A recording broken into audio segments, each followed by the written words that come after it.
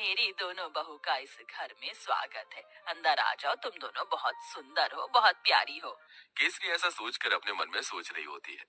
अब मेरी दोनों बहू आ गई हैं, इस घर को अच्छे से संभाल लेंगी, जैसे कि मैंने संभाला है। ऊपर से अब ठंड में मुझे काम भी नहीं करना पड़ेगा।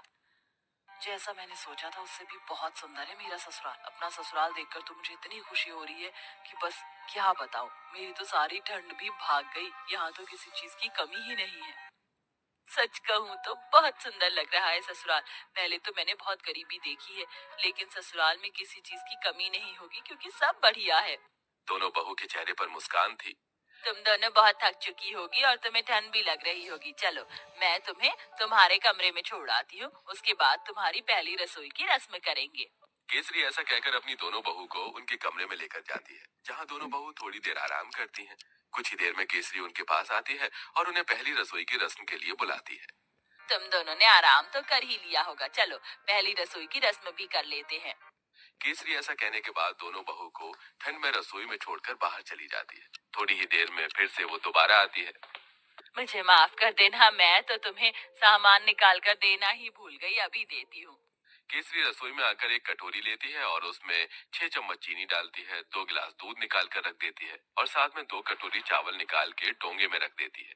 ये रहा सारा सामान। अब तुम अच्छी सी स्वादिष्ट खीर बनाकर सभी के लिए मीठे में लेकर आ जाना। केसरी इतना कहकर रसोई से बाहर चली जाती है और दोनों बहू एक दूसरे की तरफ देख रही होती हैं। लगता है माँ जी हमें कुछ ज्यादा ही भली समझ रही हैं। मुझे तो लगता है कि उन्हें ये लग रहा होगा कि हमें खाना बनाना ही नहीं आता।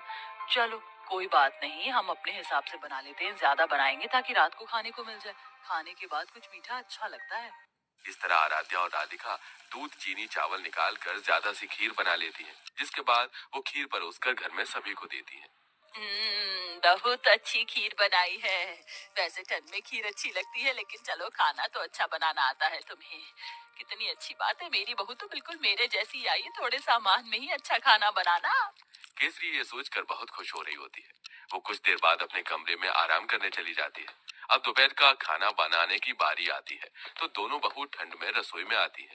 कुछ ही देर में केसरी भी रसोई में आती है। अरे, इस वक्त तुम रसोई में क्या कर रही हो? माँ जी, हमने सोचा कि समय पर ही दोपहर का खाना बना देते हैं। अरे, दोपहर के खाने की क्या जरूरत है, सीधा शाम को खाना बनाना चाहिए ना। वैसे भी ठंड में इतनी भूख कहाँ लगती है, और इस पतीले में क्या रखा है? केसरी तब पतीले को देखती है तो उसके अंदर खीर होती है। हे भगवान, इतनी सारी खीर! तुम दोनों ने इतनी सारी खीर कैसे बना दी, जबकि मैंने तुम्हें सिर्फ 2 कटोरी चावल दिए थे, 2 गिलास दूध दिया था। अरे माँ जी, हमने ज्यादा इसलिए बना ली थी ताकि हम